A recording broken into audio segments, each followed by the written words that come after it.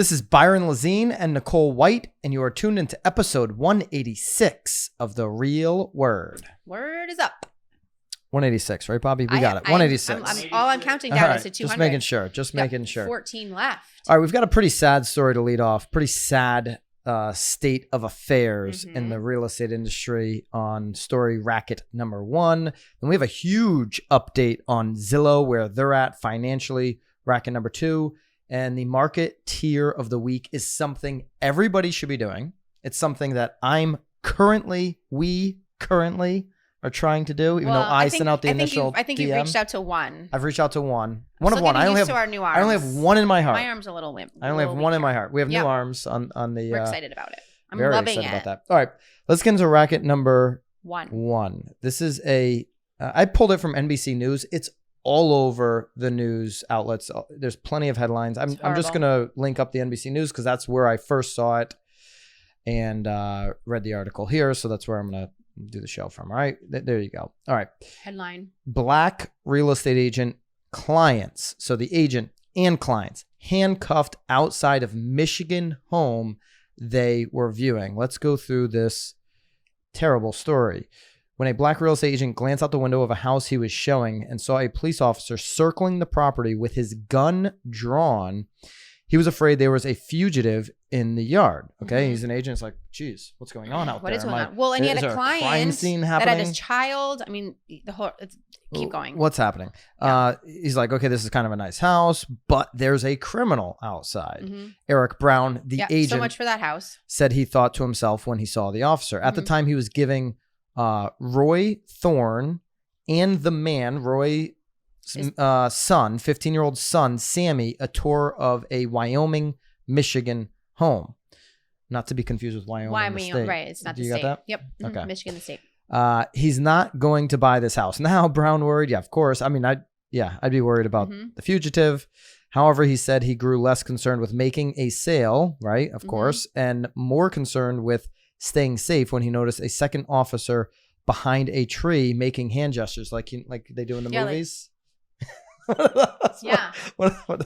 watching you. I'm watching. Before the afternoon was over, police officers would order the trio. So Brown, the agent, who's the agent, Thorne, the buyer, and the son, Sammy, 15-year-old, the trio, out of the homes and place them all in handcuffs, including the 15-year-old. Can you believe that? It's horrible. So not a typical showing, right? Brown, who's 46, with Grand Rapids Real Estate, arrived at the 2-story, 2-garage, brick-covered home at 2 p.m. Sunday and did what he always does. So this is 2 p.m. on a Sunday. This is like... It sounds like the agents were like, he was waving to the neighbors, got there a little early to turn everything on, get the showing prepared. So this is what he does when he gets to a showing, Nicole. And I've never done this. Tested the doorbell. He never tested the doorbell. Yeah, I never tested the doorbell. Do you do that? Never. It's an interesting move. You know what's it is? I think it's a smart move. I think I want to start. It's a very smart move because there has been a time where during a home inspection the doorbell didn't work, so I was forced to ask for them to fix the doorbell. I mean, usually I felt like a total butt. Usually when I who asked for the doorbell to get fixed? Open the door in a vacant home, be like, realtor here. You know, you ever do that? Realtor here, real estate agent here. Well, I say hello. Hello could be anybody. I don't give a shit. I just want to make sure there's no one in there. Hello.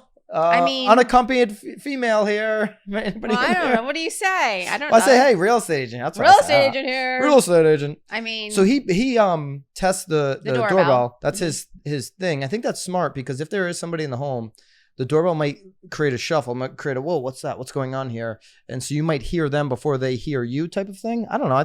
Well, they will hear you in the doorbell, but. Oh, so you're thinking of it as more as like of a safety measure. That's what I was. Why would he test? He was testing the doorbell to see if it works. I mean, that's well, that's what he said. Didn't it say that? But I think he's testing it for a reason. All right, so he tested the doorbell. Then he used an app on his phone, Supra, yep, totally normal, to open the lockbox that held the key and let himself in before his client arrived. He wanted to open the closets, open the bedroom doors, get the house feeling warm and comfy. Totally makes sense.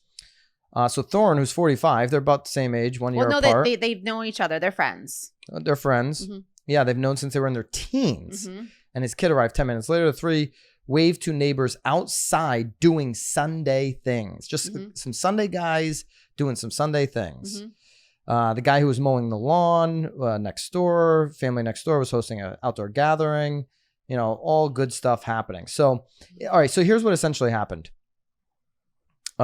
These cops then show up. They get out of the line of fire. They're Brown's. Well, he's telling his son. He's now the buyer is now concerned for his 15-year-old son because they very quickly realize that these police officers are there for them. So Thorne, who's the buyer, is also black. He's also an Army veteran. Yep. So he told his son to get out of the line of fire because basically these officers had their guns drawn at the house, even though at one point they opened the window. Right. And so they quickly realized, like, hey, these guys are not like looking for a fugitive out here. They're here for them. They're here for us. Yeah.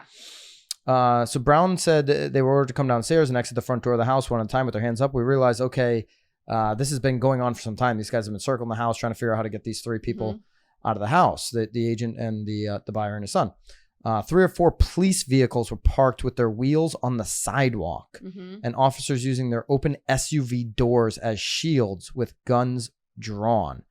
So they never like knocked on the door. Hey, what's going on in there? Like They just legit rolled up. Yeah. Like, well, and what's really interesting though, too, they talk like about the bombers the from the Boston Marathon were in there or something. Is that they had already arrested somebody at the home.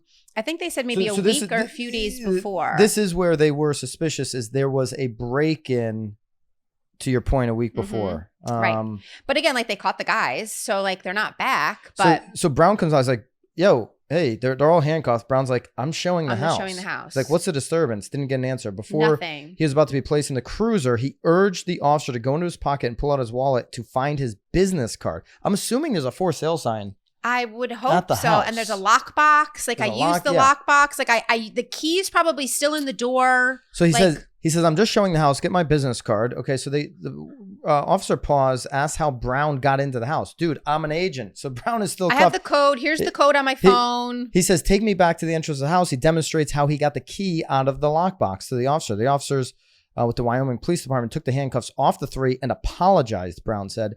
They told him the house recently had a squatter. So that's what you're talking about. The squatter had a black Mercedes, which resembled Brown's black Genesis vehicle. What's a Genesis? What make is that? It's its own brand. It's the one that Tiger Woods got into an accident in. Is it also a Mercedes? No, it's an SUV. It looks like the Maybach. Oh, does it? Looks like a Mercedes? Really? They do? Because I only saw the what kind of brand is that? That's the brand. It's its own brand. Okay. I think it's like a higher end Kia, like a Gen. Okay. It's a new. Oh, is it Hyundai? Okay. It's a Hyundai. Okay, so but it could be an SUV. They do car Genesises too. 2 cars were black, and so they went there. Ape shit. Right. Yeah. And listen, Brown says that it just feels wrong, feels bad. His heart was racing. He said Sammy, who was the son, the 15-year-old son, looks 10 shades lighter. The kid's 15 years old. He's clearly terrified and traumatized by the situation. So meanwhile, he says the officers, after apologizing, just pulled off. That was it. They just left. Like, that is a traumatic experience. It's a horrible experience. They did zero due diligence when they arrived at the house. They didn't announce themselves, and they didn't try to ring the doorbell. If they were more like him as Brown, an agent, right? The agent, hello, testing that doorbell out. Agent here, police officer here. They didn't come there to talk. They literally just came up in there like they were about to get some terrorists out of there. I mean, that is crazy. So there you go. Wyoming police did not respond to multiple requests from NBC News for comment.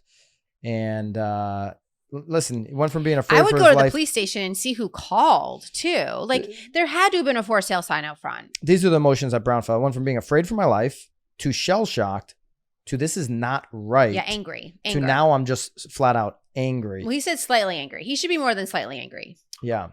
You should be pissed. Should be pissed. 100%. You know, listen, I think whether the Wyoming police decide to get back to NBC News is one thing, but they should be doing something for Brown, for Roy Thorne, and for Sammy. I mean, just to pull off no conversation. I mean, apology is one thing, but like, you just literally, these were Sunday dudes doing Sunday things, an agent.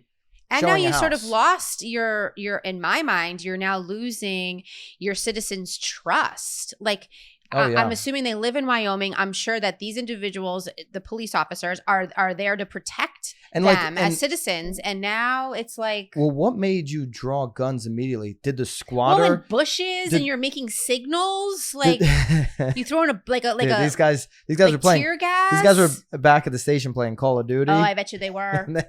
They got a little took it a little too far. Yeah, took it a little far. But no, I'm saying was the squatter was the situation like if they said, hey, this squatter, when we took this squatter out of here, guns we go grenades and they had a cannonball in the backyard. He probably just had a sleeping bag. You know, but yeah, the squatter was literally probably squatting. You know, like they probably did not have grenades and stuff. So to react like this off of a past squatter is a little odd. And I've got to imagine that there was a for sale sign. I would love to know if there was a for sale sign.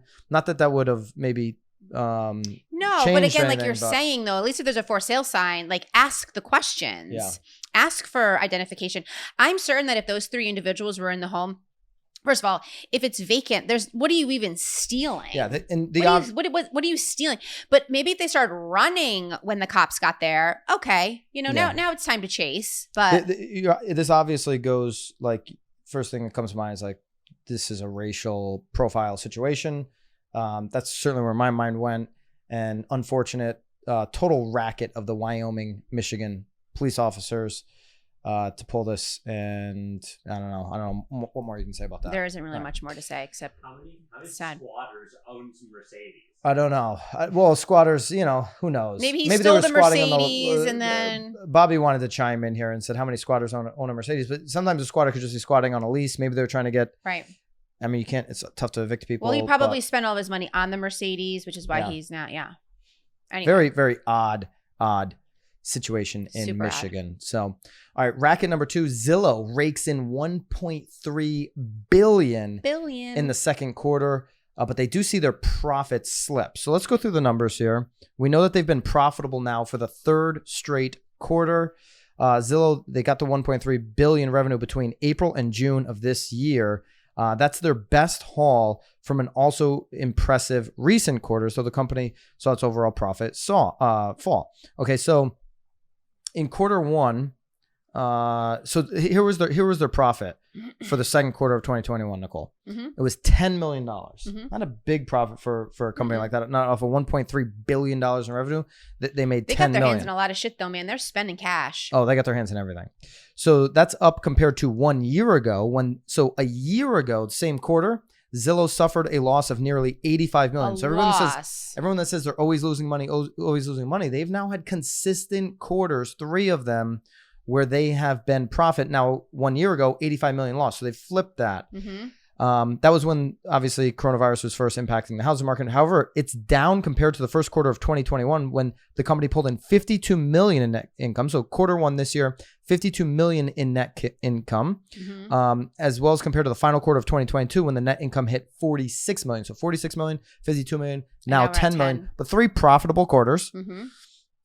Both of those previous 2 quarters, respectively, were the most profitable on record for Zillow, while net income lagged during the second quarter of the year. Zillow did see revenue soar 70% year over year. So the revenue soared 70% on that $1.3 million number. It's a huge, huge number. Huge. What I do want to point out, and they beat their expectations. They were expected to be at 127. Yeah, 127 billion. They did the 1.3. All right, so Rich Barton. He keeps saying it, guys. He's saying the same line over and over and over and over again. Are you listening to what these words really mean?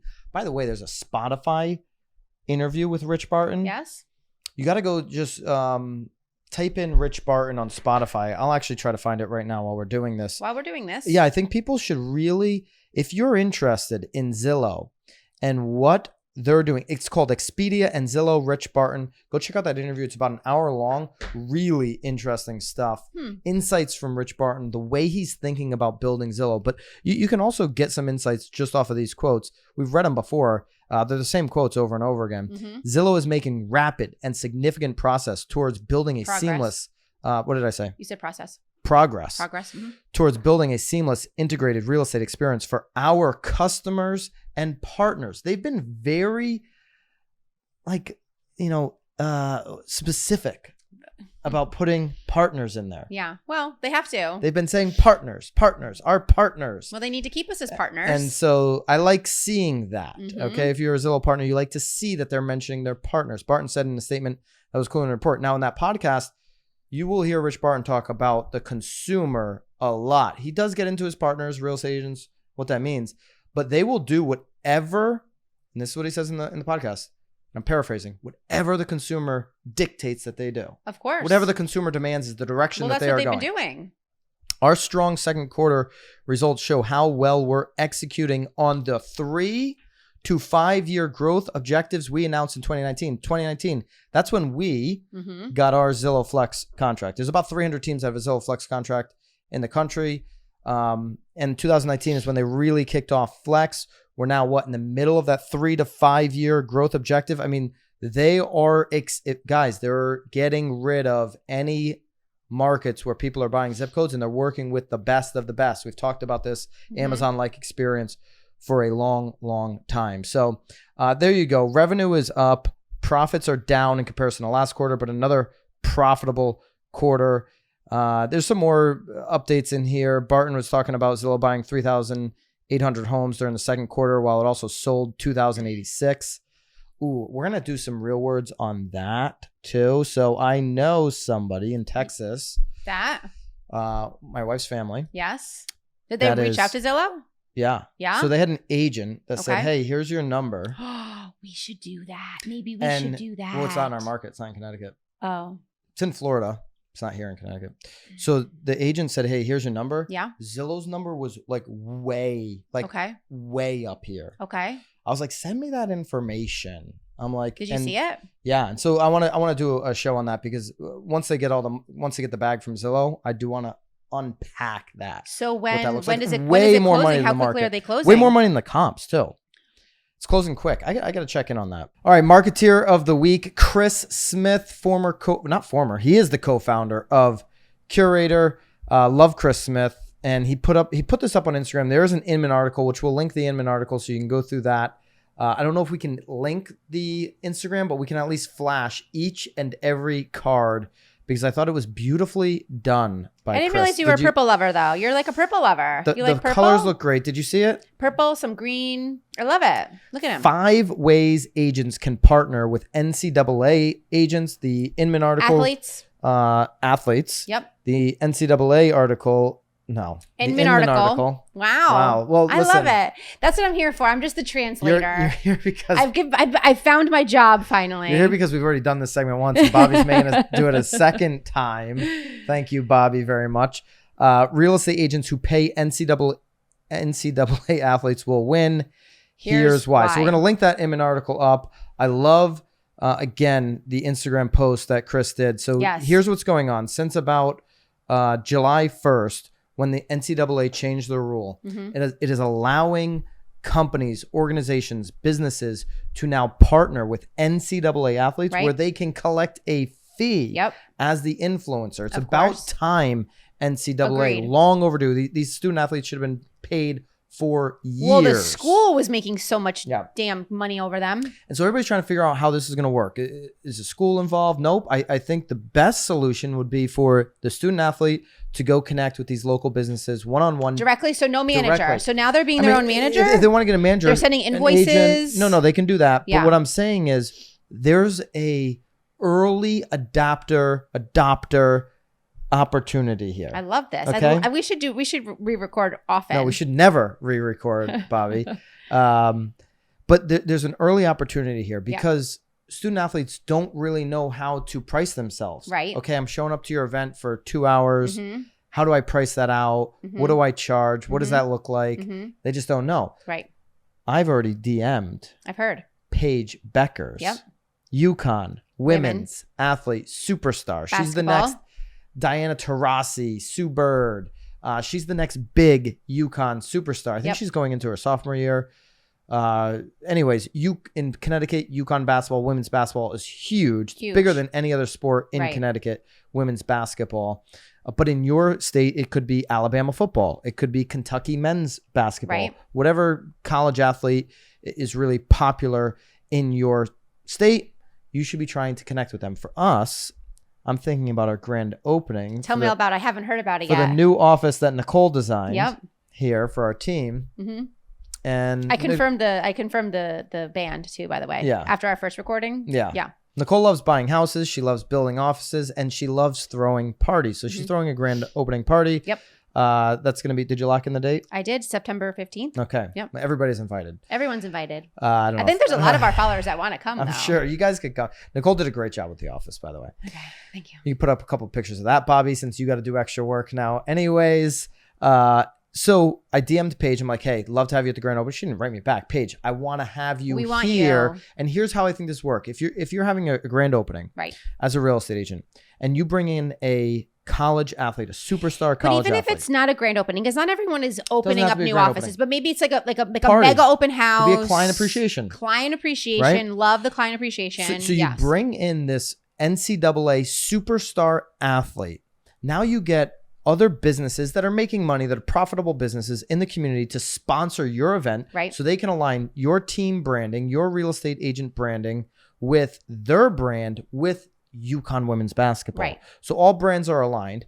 Like for us, I'd love to have Paige come and then invite the local high school women's and men's basketball But it teams. doesn't even need to be high school. I mean, it could be youth basketball. I'd like to invite all of the, high school and under. Because I know like grandmas would love to Yeah, come. Maybe everybody. The yeah. grandmas, invite your parents, invite your Yes. grandma, invite your aunts, invite your uncle. And the student athletes, grade 12 and below that want to get a picture with Paige. Right. Paige Beckers, UConn women's. And every time they pass our building, they'd be like, Mom, remember when I was 8 and I got my picture taken with Absolutely. Paige there? It now affiliates us, Right. the real estate professionals, with UConn and that special memory for the child to have their picture with the UConn athlete. The parents get to come. We get to, buy a little bit of inexpensive food. Well, it sounds like it's going to be a lot of food. Now we have kids. Maybe now we have popcorn. We'll do popcorn. Popcorn's cheap. We'll do popcorn and hot dogs, right? Popcorn. It'll be like a circus. We'll do like a circus theme. We'll get some elephants. I love that actually. Yeah. But they're getting the Clowns, picture. We'll paint faces. you could dress up as I feel great about not being the clown. But what a great way to bring so many people together. And you're going to get your return on Right. whatever whatever the hourly rate is, 2-3 hours for the athlete. You could probably get to travel them over. I mean, for us, that's a car ride from UConn. Yep. So Chris Smith, great idea. I love the Love it. idea. Love the Instagram. Go check him out on Instagram. Check out the article on Inman. I would definitely be thinking about doing this. I hope that we can pull off a Paige Beckers or somebody from UConn for our grand opening on September 15th. If you know Paige, forward this video to her. If you're an agent and you're thinking about doing this in your state, I'd love to know in the comments, which NCAA athlete or team you're thinking about having at your next mega open house, your grand opening, your client appreciation party. And we'll see you guys. Oh, and also subscribe. Make sure you subscribe. Of course. Make sure. My last ask for subscription, Bobby, was a lot smoother. Our third racket here, which is a total racket, by the way. Everything's a racket. And I just got to hammer Bobby some more. Did not record properly, so we had to re-record this third segment. I feel great about it, though. I had such a smooth ask for subscription. Please, if you've watched all the way to the end. I feel like it was smooth. I feel like I got to please. ask. It was my first time that I got to ask. Maybe they'll do it more now because I'm asking. Please consider subscribing because Nicole asked you. And we'll see you guys on the next one. See you guys. Keep it real.